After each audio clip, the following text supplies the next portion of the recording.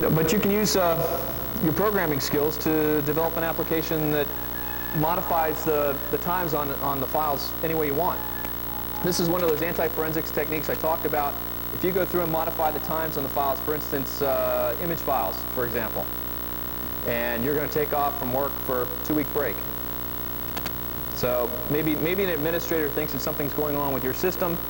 You run your little program before you leave, and it modifies all the last access times on all the image files on your system to sometime about the middle of the first week when you're gone on vacation. Okay? Well, you come back and they say, well, we found some image files on your system, and you can tell them, well, hey, when were they accessed? And they say, well, they were accessed on this date. And you said, well, hey, look, I was on vacation. Here's my plane tickets. Go to HR. They've got me on record as not being here. My manager hasn't seen me. Here's my hotel receipts. This shows that I was not here using this computer during that time. Now, what does that do to a case in either pornography or child pornography? Speak up, please. Yeah, could be. I gave the same presentation at George Mason this summer at the Forensics Conference, 2003. Talked about it a little bit. Everybody in the room was a cop, state, local, federal. Presented this information, they kind of woke up. Okay, when I talk about it in a corporate sense, the cops really don't pay attention, but as soon as you say child pornography, they all wake up and, you know, hey, could you go back 2 slides and go over this? Okay, I've got a quick demonstration. I put together a little proof of concept script. We'll take a look at that first. Again, this is Perl. This is my programming language of choice.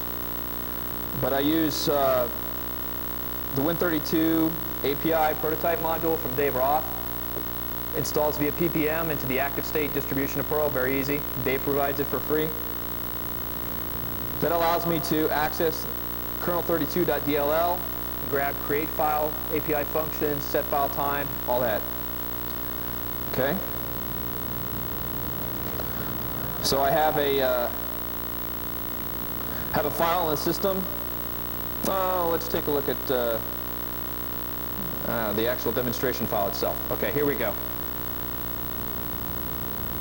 I moved it over to this directory this morning.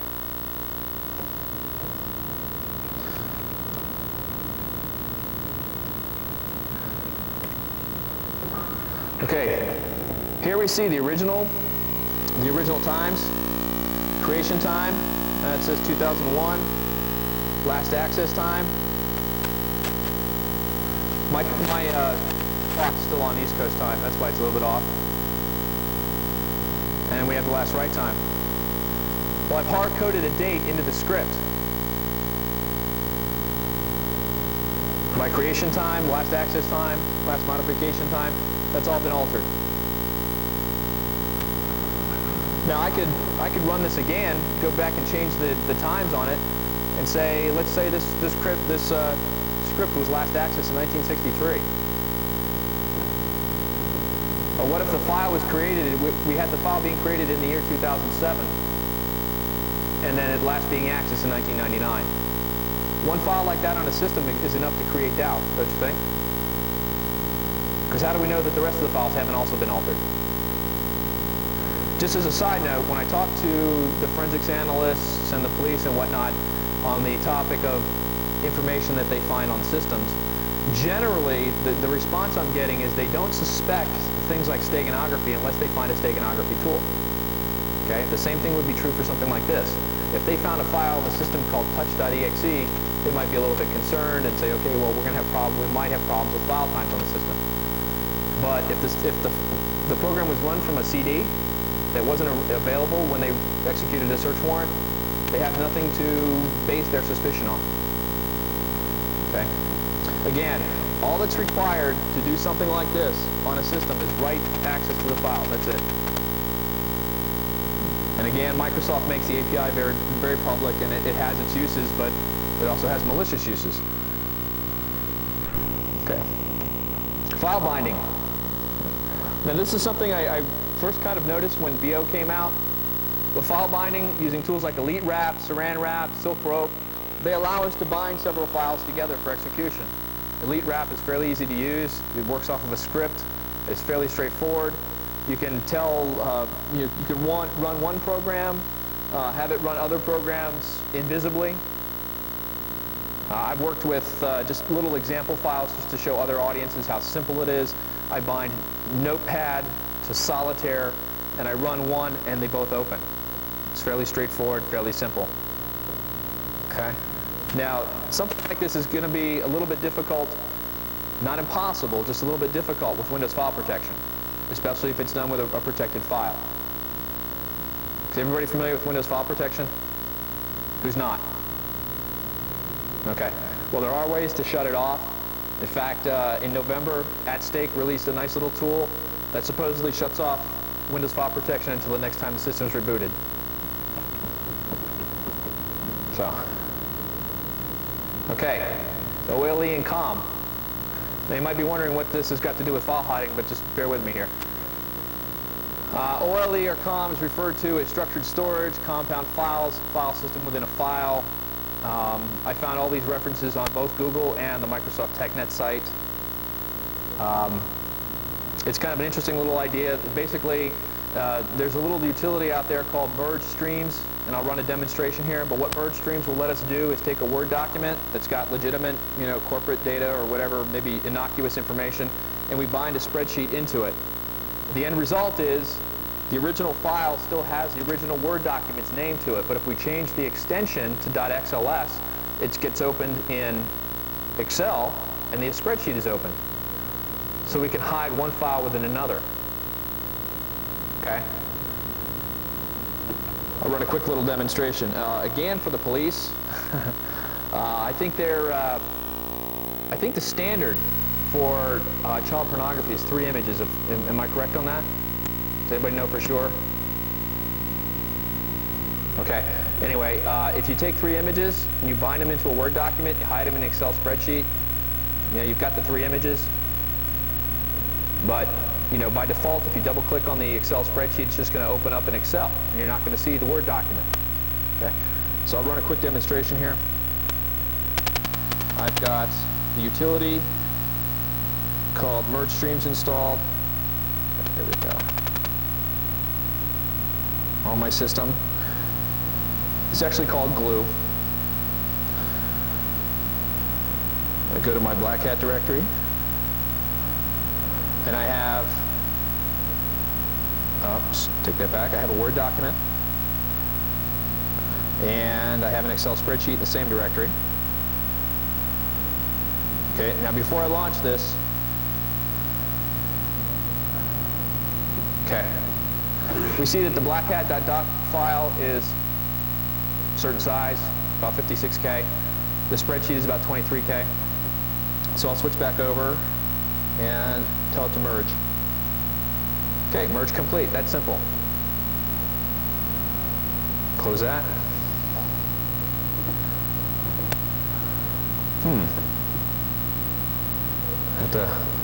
Maybe I need to run that again.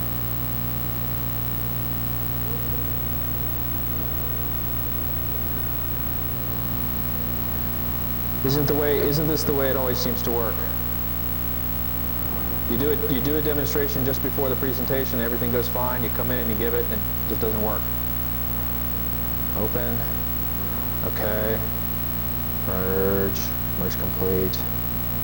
Hopefully it'll work this time.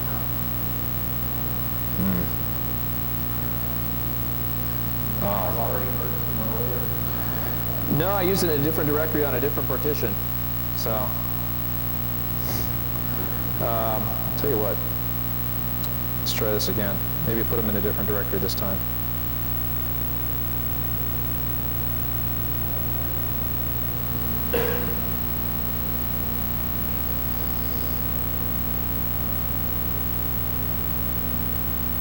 Well, the idea is that what I should have had was a Black Hat file, blackhat.doc file that was a lot larger.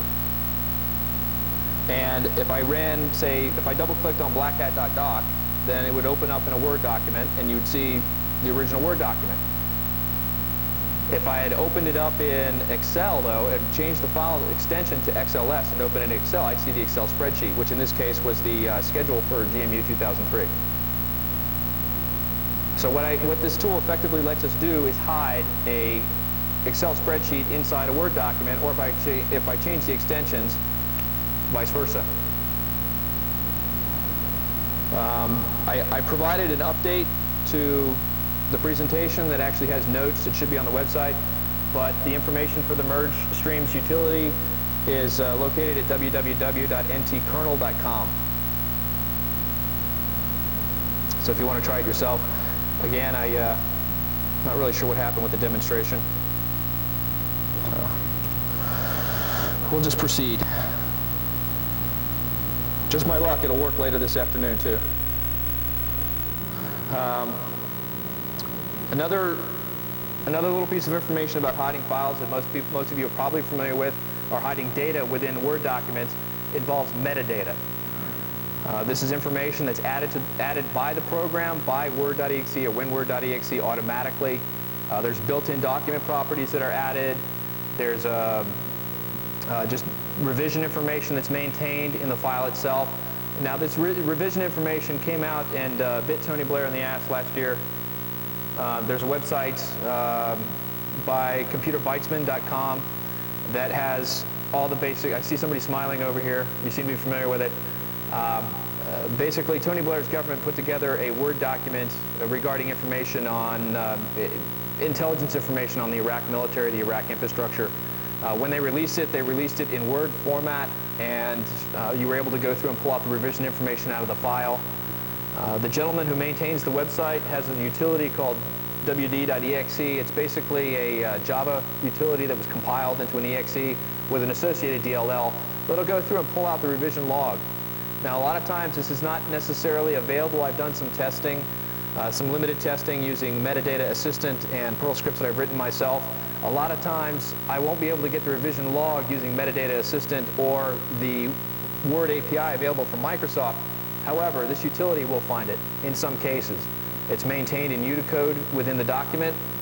So things like strings will find it using the Unicode switch. If you're familiar with sysinternals.com, there's a lot of very, very interesting information that's out there. There's also two other utilities that were used that were actually ports from the Unix or the Linux world. One was called CatDoc and the other one was called AntiWord. This was used by an individual from AT&T Research to go through and pull down, I believe it was 100,000 Word documents off the net at random. And he was able to pull information out of that had been embedded in Word documents that included information such as network paths, a lot of sensitive information that never should have made it out. Okay? Yes. Can you say that again? iScrub? Okay. Did everybody catch that? Okay, there's a tool called iScrub. How do you spell that?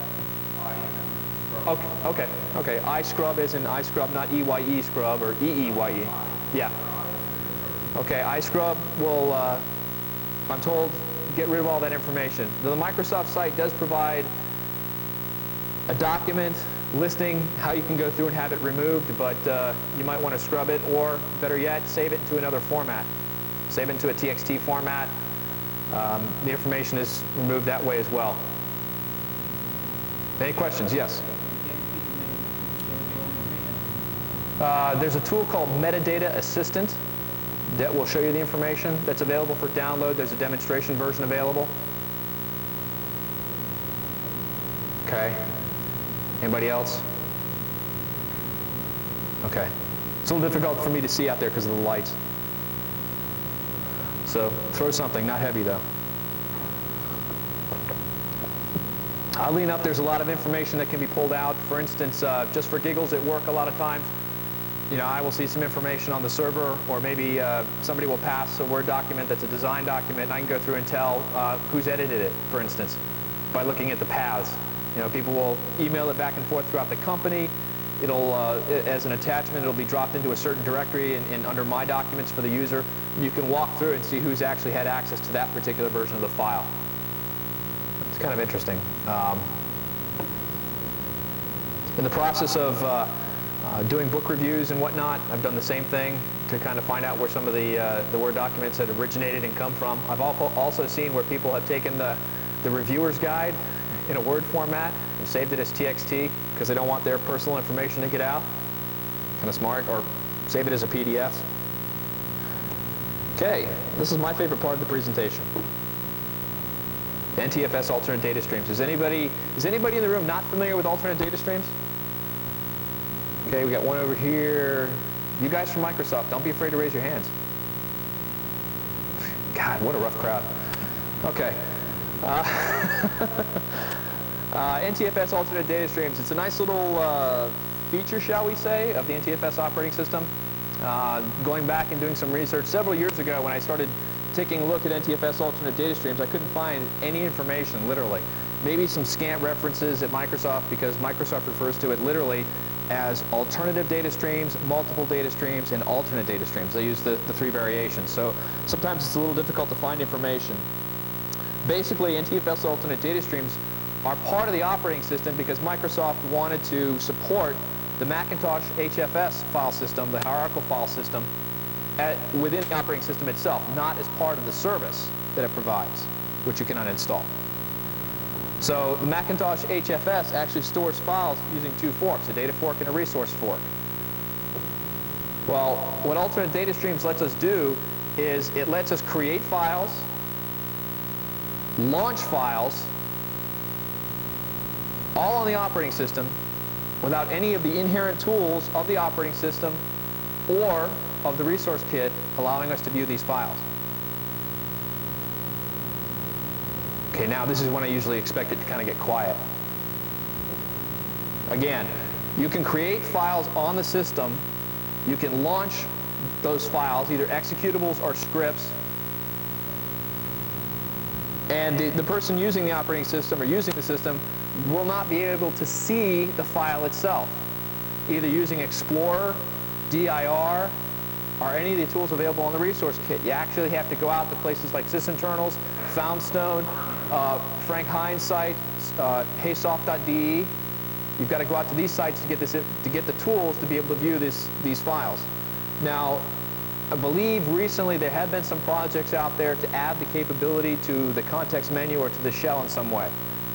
I've seen them. I found references to them. I haven't actually seen some of the source code and been able to try it. Okay, but that seems very interesting, and it's something you might want to think about once we get done here today. So, we can create alternate data streams. Well, how do we go about doing that? There are several tools on the system that let us create alternate data streams. cp.exe from the resource kit will let us create alternate data streams. But we have the type command, we have the echo command. Okay, so let's go ahead and create a couple of alternate data streams. Those of you that have your laptops up that have NTFS on them, feel free to follow along. Anybody ask any questions at any point. Okay, so we're going to create an alternate data stream. We'll start. This is our directory listing. I've got a couple of files. PowerPoint file, Word document, myfile.txt. Okay. This is a file. Okay. We see the file we just created, 17 bytes.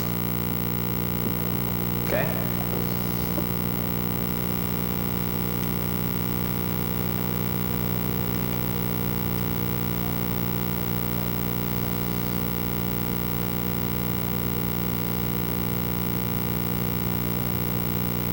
Here we go. Notice the syntax. We simply put a colon. That gives us an alternate data stream.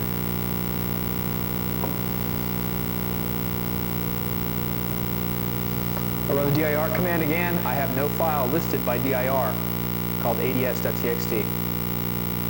And my original file, file.txt, its size has not been altered in any way. Say again? The date and time, yes, the last modification time will be updated because you've written to the file, but the file size doesn't change in any way. Okay? So let's try something else. I said we could launch, files from within the alternate data streams.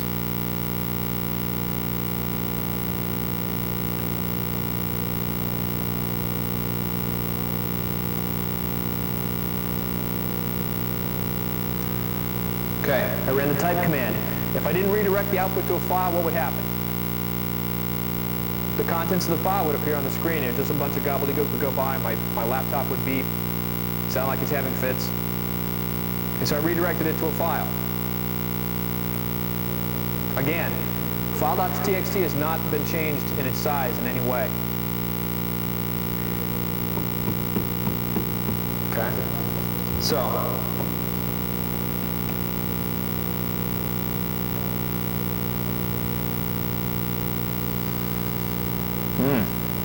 didn't find it. Nope, still didn't find it. I'm trying to find that file that we created since we know the name of it.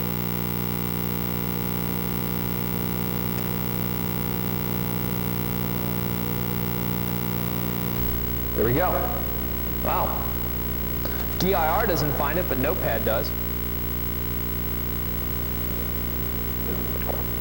So I can effectively place pretty much any information I want into alternate data streams. Text information. Is everybody familiar with the guy that was arrested in Manhattan recently, just last year? The guy that liked to go to Kinko's and put keyloggers on all the systems? The guy that captured 450 individuals' online banking usernames and passwords? The guy that created all the fraudulent accounts on those people's accounts?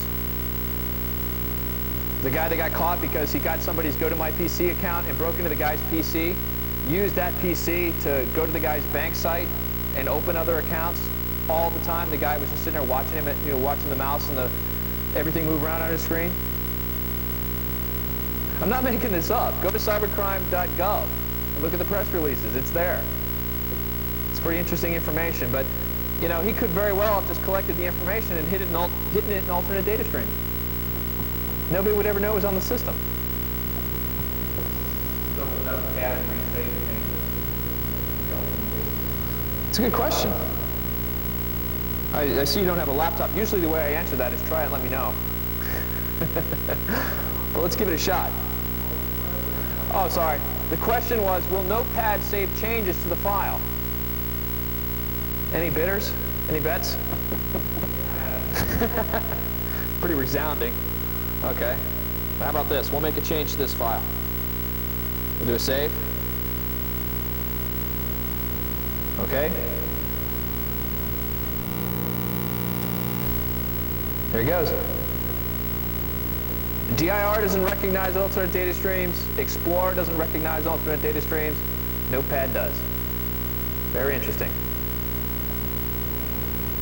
Okay. Now I created an alternate data stream.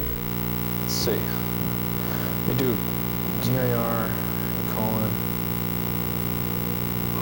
LAD. Start on there. Okay. I created an alternate data stream using Notepad. I called it np.exe. I made the claim that we could run it. How would we go about doing that? How would I launch Notepad from within an alternate data stream? I mean, I've got the executable in there. It's got a .exe extension. Any ideas? Say again? Okay, that's good. Try that.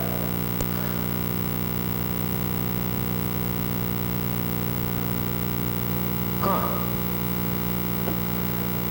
Well, that worked on NT. I came out in Hacking Exposed. That's been out for a while. But that worked on NT. And I've got an XP system. Any other ideas?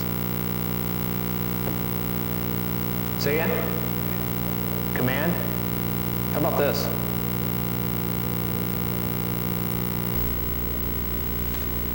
Relative or absolute path. So imagine I can do this with Notepad. Notepad's a nice little GUI program, 56 kilobytes. How about Netcat? A lot of the documentation out there on running Netcat on a system involves using the start command too. You can put a backdoor listener, launch it associated with, I don't know, port 80. Bind cmd.exe to it. And there you go. Launch it from an alternate data stream.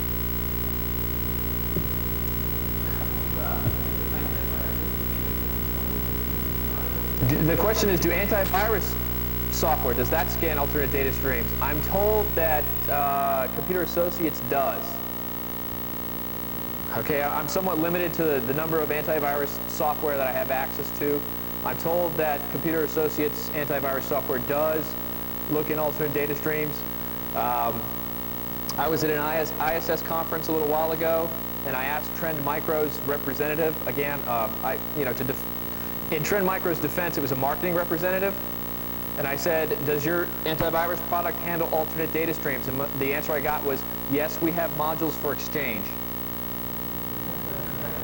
At that point, I said, thank you very much, and took some aspirin.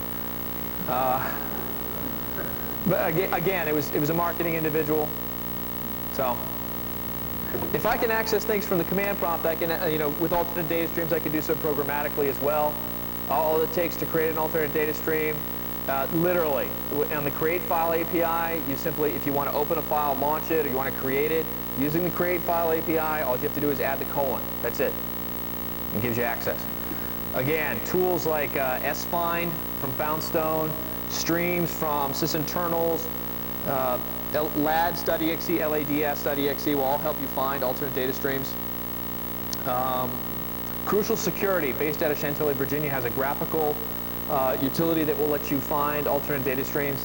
But for incident response purposes and getting the information off the system, I prefer to use the command line utilities. I do believe, let's take a quick look here.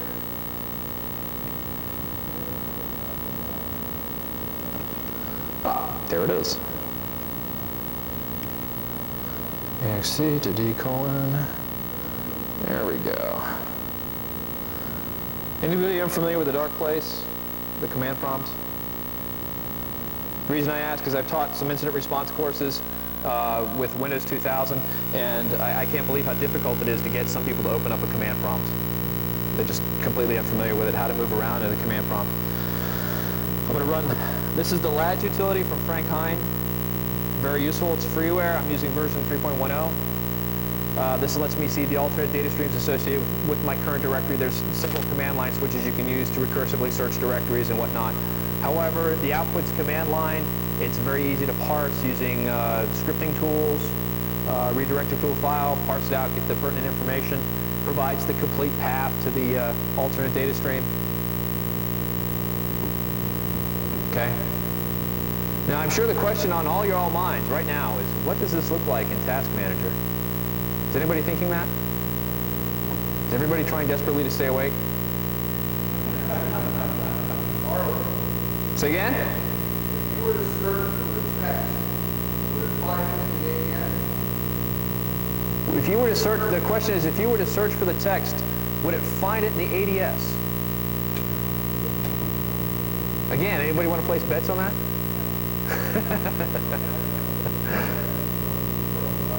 It would find it. Okay.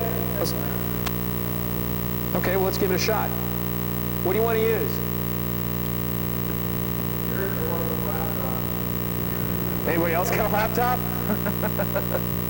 Come on, this is a computer convention. Don't tell me nobody else has got a laptop. Fine string? What do you want to use? Okay, I'll open up Exploder.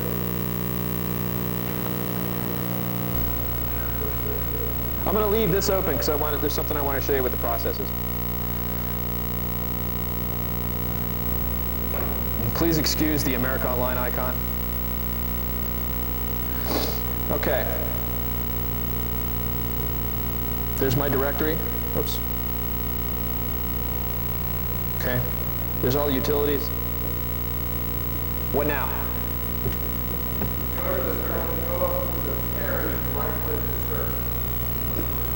Say that again? Do a search for the text. Right, exactly.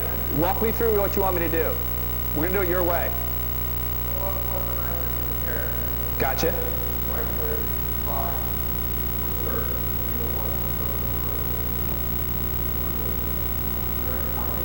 Oh, on the directory, gotcha. Okay. Search? Yeah. That's what you want? Okay. Take the text.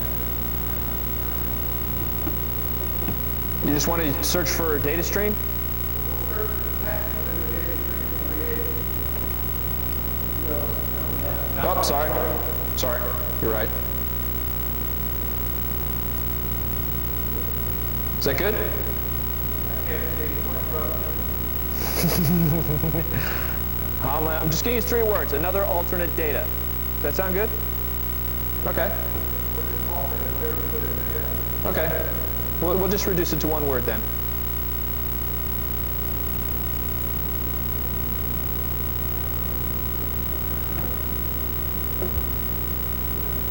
Huh. Blackhat.doc is my submission to be able to stand up here and talk to you guys today. So that's got the word alternate in it. The presentation we're looking at, datahiding.ppt, has the word alternate in it. No alternate data stream. Right. Well, I would hesitate to use the word existing, because the file in the alternate data stream is also an existing file. It parses the files it knows about, or it's able to recognize as files. Okay? Any other what happens if? What about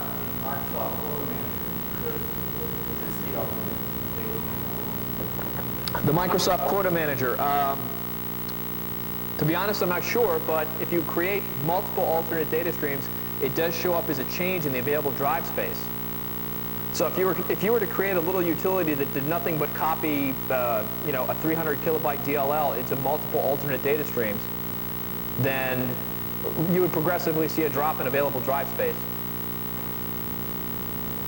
And the limit to the number of alternate data streams I can append to any single file is what? It's how much hard drive space I've got left. There's a question over here? Yes, right there.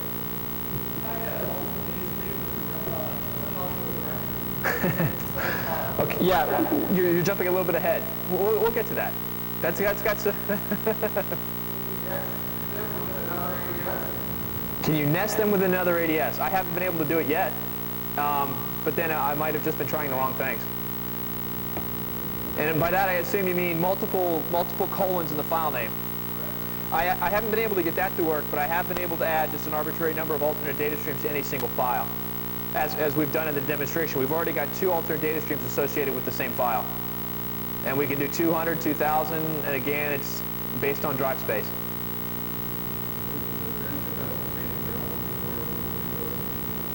The question is does the NTFS change journal record those? Is that you, Mark? I can't see out there. Okay. We had a discussion earlier about the indexing service and I guess it was the backup software. Yeah, okay. I haven't noticed any change to the change journal itself, but then again, I've been looking and talking to people at Microsoft trying to get a utility that will allow me to view the change journal on a system, just like a regular system that doesn't have anything else installed on it. And so far, I haven't been able to determine any change. I haven't given up looking, but I haven't seen anything yet. Anything else? Okay. I said I wanted to take a look at something that had to do with the processes. Now this is something that popped up on Windows XP actually. I don't get this on my 2000 system, but I want to look at what this stuff looks like while it's running. So I left Notepad that we launched from the alternate data stream. I left it running so we can look at it through Task Manager. So when I look at the applications, I see that there's an untitled document running in Notepad. Okay. I have my regular Notepad. I have one here, but let's take a look at the processes. I'll go ahead and sort these things. Look at that. I know you can't see that way back there, but what this says is, remember we launched the alternate data stream and now we have Notepad open. What this shows is file.txt : np.exe as a running process. So a change they made between Windows 2000 and Windows XP, and this continues over to 2003 as well. Processes run from within alternate data streams You can see them in the task manager. So they do look a little bit unusual. They have the colon associated with them. Yes? You copy this file? Uh-huh.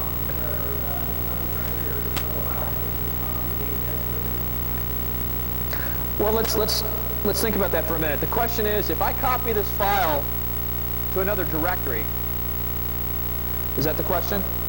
Just a directory. Does it have to be on the same machine, same partition? Okay, the question is, does the ADS go with the file? Any guesses? Yes. Who said no? Somebody said yes. Why? You're the only one. The only reason I'm picking on you is because you said no, and you're the only one.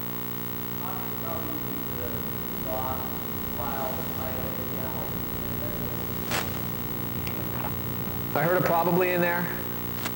Okay. Yeah, okay, that's a good guess. Let's go ahead and take a look. Let's find out.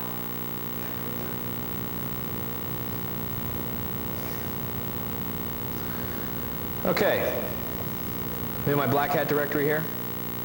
I'm going to go to another partition in this case. Let's go to C drive. I want my tools directory. Here we go. Because there's a copy of LADS there already. So I got my 2 copies of Exploder open. I'm going to take File. I'm going to copy it over. Copy. Is that good? I'm not going to move it, just going to copy it. I'm going to go back to my command prompt. Takes me back to the tools directory. I confirm that the file's there, and the file's 17 bytes in size. Since I have a copy of LADS in this directory, what do you know? Both alternate data streams got copied over. Why is that? Yeah. NTFS supports alternate data streams. Yeah. If you do a copy, like if you do a file share copy using NetBIOS, even to another system, the alternate data stream will go. I've done this in my home lab. I've done it at a couple of other offices where we've had, a Windows network set up. FTP doesn't understand alternate data stream, so it doesn't get copied. If you copy it over to a diskette, it won't get copied if the diskette is formatted FAT. And I caveat that because there is a utility out there that will let you format diskettes, NTFS, at the sysinternal site.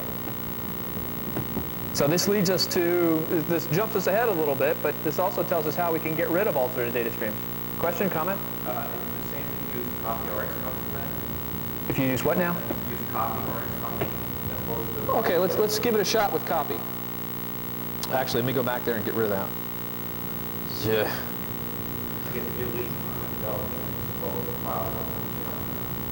Well, the way the alternate data stream works is that it's actually associated with the file named in the MFT.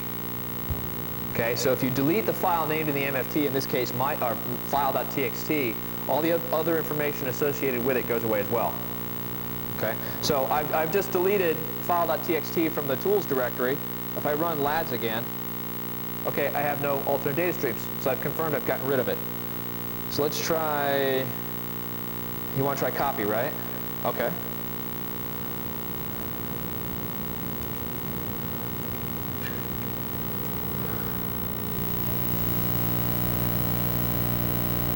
So again, I've copied the file over using the copy command. There we go. Very neat. Excuse me? Oh, try that. Okay. Let's delete file again. Oh.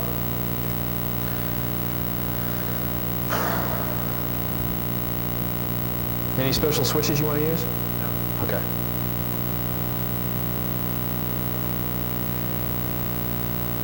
Okay. So we go to the C directory.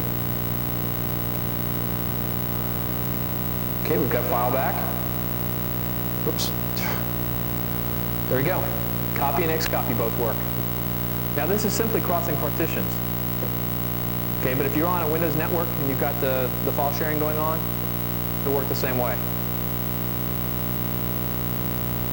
Is anybody like freaked out by this? Anybody at all? Okay. Say again? Does what work the same way? Oh, copying over network using Microsoft file sharing does work the same way. Right, but say downloading, say you've got an IIS server running, for instance, and you attach an alternate data stream to a GIF image on one of your web pages, or a JPEG, and you download the file that way, it's not going to work. HTTP, FTP, they don't understand it, yes? If you zip it. God. Where do you guys come up with this stuff? What's that? Yeah.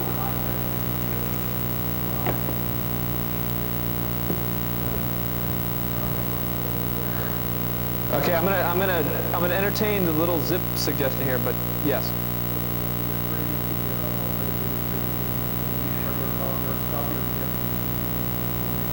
The question from up front is, when you're creating the alternate data streams, when you're creating them initially, do you have to use copy, or can you use copy or xcopy, or can you use CP? I haven't actually tried using copy, and I'm not really sure how I would go about doing that. If I want to create an alternate data stream to begin with, I use either the type or the echo command. Yeah, copy lets us move it back and forth. Yes? This quota does this come from? I mean, if there is a multiple variable. Right.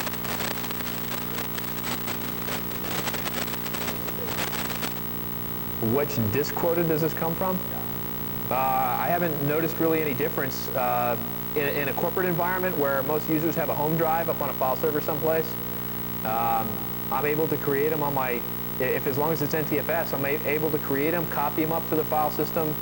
Other users that only have access to their home drives are able to create them as well. I'm not sure I understand the question. Right. Okay. The question is, will disk quota prevent us from creating alternate data streams? Right, okay. The question is, will disk quota prevent us from creating large or multiple alternate data streams? I'm guessing that it would if we were given a quota. I'm guessing that it would. I haven't actually tried it yet.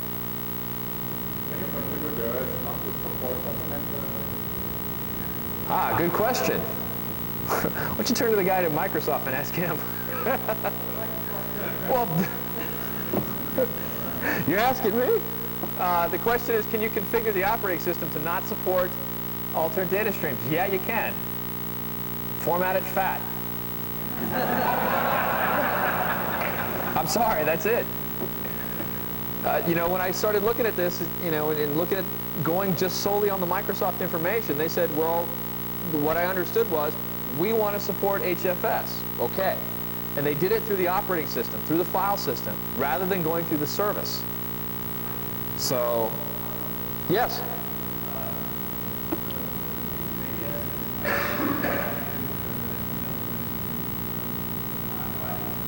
Right. As Mark stated in the back there, you can use ACLs on the file system to prevent write access. Okay? But users need to be able to write to some portion of the drive.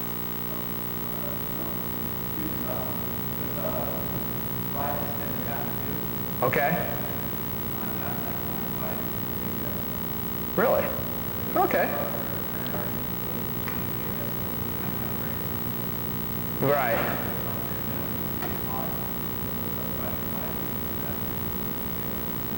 Did everybody catch that?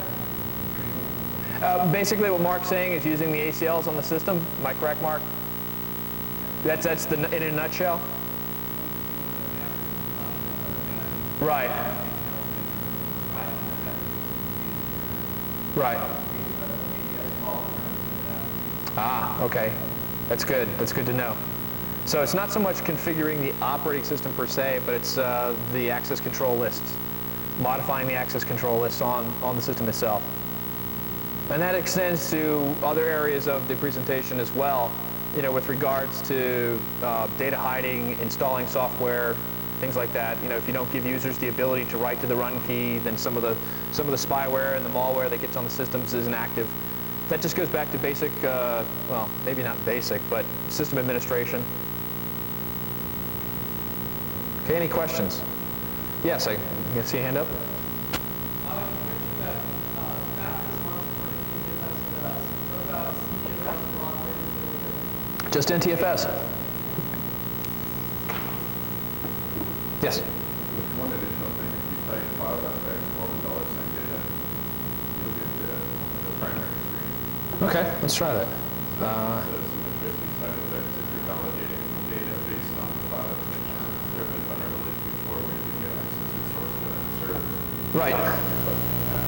Right. Because it's $7 data. Like that. Say again, Ray? 2 colons? Okay.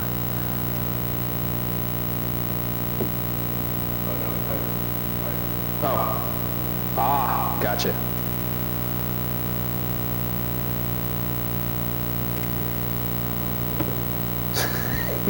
Is it 1 or 2 colons? Okay. This goes back, the gentleman up front here is talking about one of the old IIS vulnerabilities, being able to view source code. It actually refers to alternate data streams. It's good to try. It's always good to try new things, see if something works.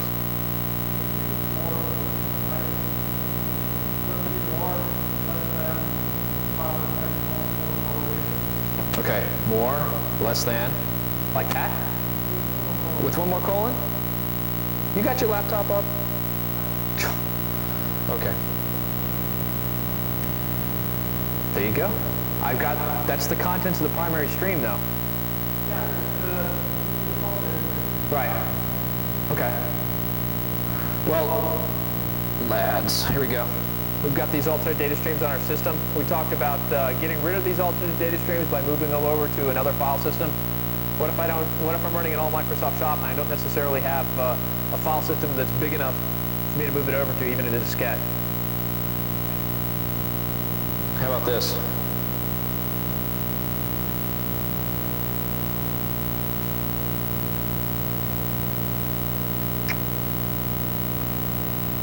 Huh.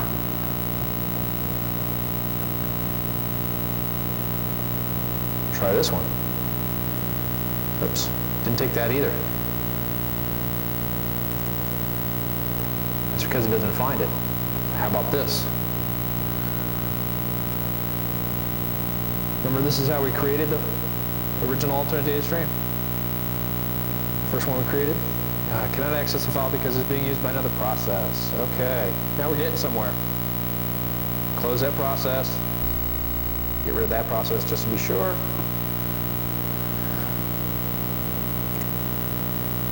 There we go. How many executable files out there that are 4 bytes in size are very effective? This is what, a 0 and a character return, I think? 0 space and a character return? So that's one way of getting rid of the alternate data streams if you don't have access to a convenient drive out there someplace on your network that's formatted fat.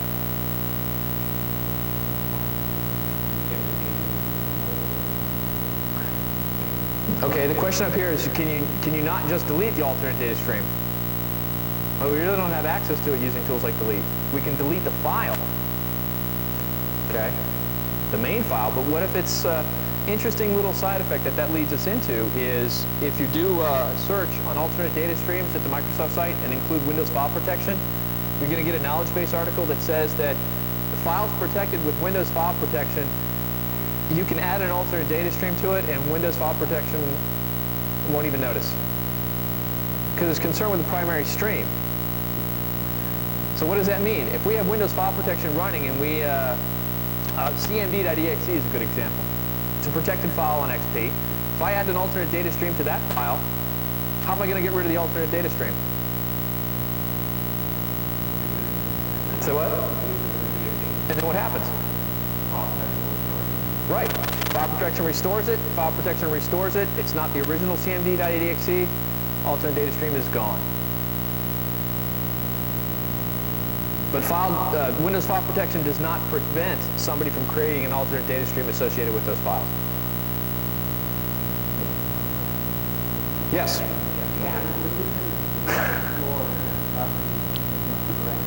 Yeah. Okay.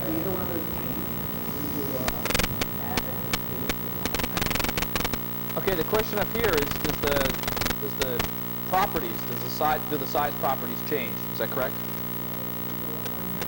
Okay. Right. Go down to properties. Okay. Well, I would get some of the similar information. Okay. Okay. Does everybody hear that? Okay, the question was, by looking at the properties, let me get that again. By looking at the properties here, size and size on disk, does this information change if I add alternate data streams? Got a no, got a yes? Got a maybe? Anybody going for it's time for lunch? Let's give it a shot. We can do a couple of these. Windows System 32, notepad.exe. We're going to send it to file.txt np1.exe. Do this. 2 and 3. Okay. Let's go back here. Let me go ahead and close this. I'll open it back up again.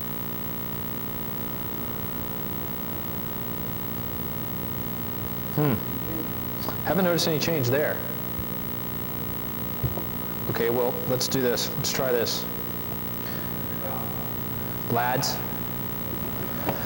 I run LADs. I got the three alternate data streams, 66K approximately each one, 65K. Let's do a DIR. Okay. Okay. Let's go to that one. What do the properties of file.txt look like? Still 17 bytes. Hey. That's just 4K though.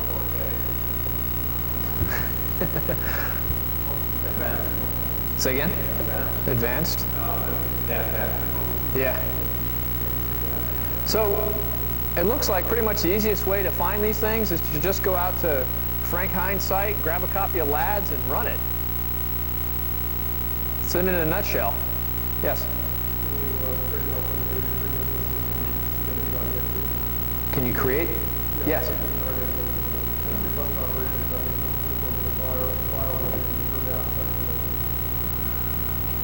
You mean, are you asking to create an alternate data stream using cmd.exe? Oh, hiding it associated with it. Oh. Oh, okay, let's see.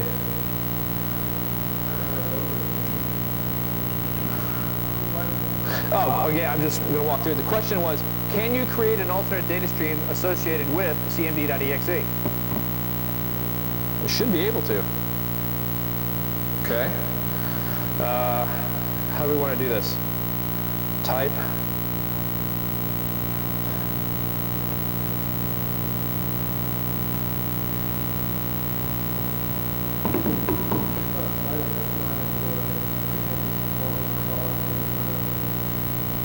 You might have a different setting. I've got very few modifications. You know, in order to do this testing, I've got very few modifications on my system, which is why I don't have it connected to a network. Because I don't want to take it back to my office and find that you've all created alternate data streams on my system. Okay, let's try using LADS. C: Windows System 32. There we go.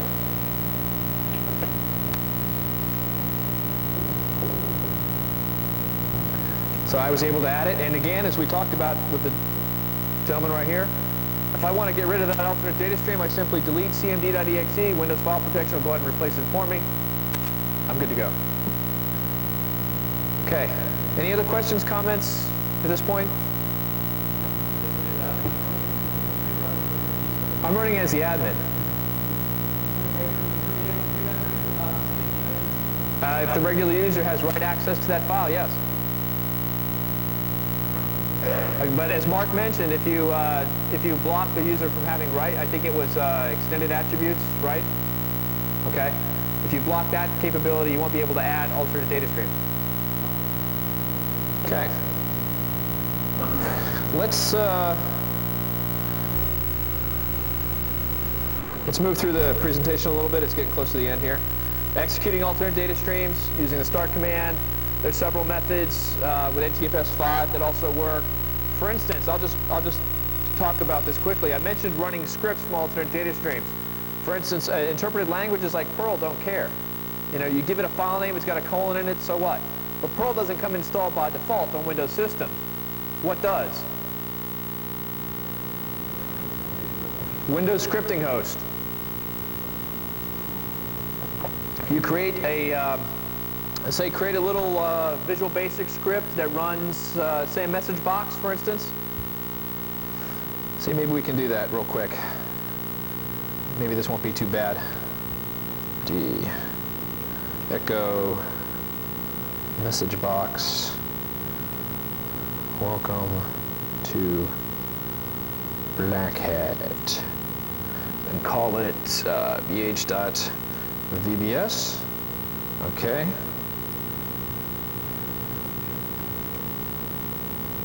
There we go. Okay, that's about the extent of my Windows scripting host skills right there. Okay, so I've created a little Visual Basic script for those of you in the back. It says welcome to Black Hat. Just creates a little message box. Okay. So type bh.vbs into file.txt. Call it bh.vbs. wscript file.txt bh.vbs. There we go. I put the little Windows scripting host, little Visual Basic script right into an alternate data stream and launched it. Oddly enough, the other tool that we have available does the same thing. Now, here's a tricky one. Let's try this. Type, I'm going to try something a little different, txt. Is that going to work? Try that. Who thinks this will work? Who thinks it won't work? I got an error. All I did was rename the extension of the alternate data stream from VBS to TXT. That's all I did. And Windows Scripting Host says there's no script engine for that file extension. Okay? But knowing that even Windows Scripting Host has help functionality, oops, I simply add 2 // capital E and then the scripting engine that I want to use, in this case VBS. And it works. So there are a lot of different ways to launch executable code, be it scripts, be it .exe files, from within alternate data streams. There's several different ways to do this. One way that works on Windows 2000 but doesn't work as nicely on XP in 2003 is create a shortcut on the desktop.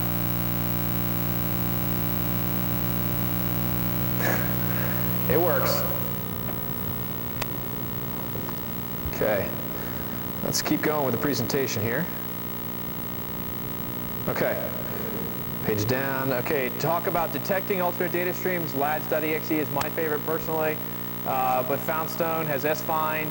Sysinternals has got streams, and I wrote a little Perl script basically to demonstrate how to use the backup seek and the backup read APIs from Microsoft to detect alternate data streams. Encryption. This is another way to hide data. It's maybe not particularly as obvious, but encryption has the effect of causing file signature analysis tools to maybe hiccup a little bit. It says, okay, the extension of this file does not match the file signature. PK zip files have their own, as far as compressed files, PK zip files have their own signature that can be identified. There's a variety of tools out there that you can use to encrypt files, EFS, Fcrypt. You can use Perl to encrypt files. If you notice, I'm heavily reliant upon Perl. Steganography is another utility for hiding files or hiding information on a system. I believe it was earlier 2003 that Haydn was presented at Black Hat. Did anybody catch that presentation? Okay. Haydn is a steganography tool that allows you to hide an executable in, I believe it is another executable, or hide data in an executable. I haven't seen any Windows version of the utility that's come out. There hasn't been a pre-compiled Windows version, but I believe the source code is available from the author's website. It's a fairly interesting concept. However, the ability to hide information is rather limited because it uses the actual instructions in the file itself. Hiding information in the registry. The registry is that nice little technological minefield that Microsoft has posted warnings around. Any Microsoft knowledge base article that involves access in the registry has a nice little warning about modifying it. Most of us just tend to ignore it. I think the people that tend to observe it are Windows administrators for the most part. You can go in, you can add things like log-on notices, things like that. You can also hide information in the registry. Like we mentioned earlier, any bit of any binary data type, whether you take a file and you break it up into smaller pieces, or you just take a small file and place it within a binary or a string data type within a registry, you can hide information there. A couple of good places to hide it. HKey Class's root hive is a nice place. Very few people I know actually go there. Hidden functionality. Hidden is relative, I guess, is the best way to put this, explain this particular slide. Oddly enough, there are a lot of Windows administrators that aren't familiar with the functionality of the run key, aren't familiar with the functionality of startup directories. And I'm not trying to pick on system administrators, not at all. I'm simply pointing out that there's a lot of places on a Windows system where code is activated automatically that folks just aren't aware of. Some good places to go to find out these locations include any antivirus site. A lot of the malware, a lot of the spyware that's listed at these sites use different techniques to make themselves persistent across reboots and logins. Services is another way to do it. Another bit of hidden functionality is clear page file at shutdown. If there's information in the page file, it can be cleared at shutdown. Using a normal shutdown, not unplugging the system. Startup directories again. Rootkits. As I said in the beginning of the presentation, I'm not going to go into a lot of detail here. Not a lot at all. But I did want to bring it up because it is a method for hiding data on a system. There's two basic types of rootkits, kernel mode and user mode. Greg Hogland has got what I think was the original NT rootkit, at least by that name. That's a kernel mode rootkit, and then the user mode rootkits, Hacker Defender, AFX rootkit, Vanquish, all use DLL injection. I've worked with the AFX rootkit a little bit. Detecting these Hacker Defender, AFX, and Vanquish, it's kind of like, if you want to take a Zen approach to it, it's kind of like identifying the wind. We can't see the wind directly, but we can see its effects. In the case of the AFX rootkit, it uses DLL injection so that it doesn't actually hide the files that it injects into the Explorer process space. So if you find those files on the system, you run a tool like list DLLs, and you dump all the modules or the DLLs that are being used by the Explorer process. You'll find the effects of AFX rootkit on your system, if it's there. I haven't had a chance to work with DKOM yet, and I'm not going to go into that one because the author of the tool is actually presenting it tomorrow. He's actually giving a talk tomorrow, so I'll leave that to him. Preventing and detecting, again, hiding data, a lot of different areas that we haven't covered in this presentation, but hiding data on a system, it all goes back to configuration policies, configuration management, how you want to set the systems up, how you're going to monitor and administer the systems. Any questions at this point? Okay. Well, the material that I've given in this presentation is actually part of a book that's coming out from Madison Wesley later this year. This is what the cover's supposed to look like. So, well, if there are no other questions or comments, thank you very much.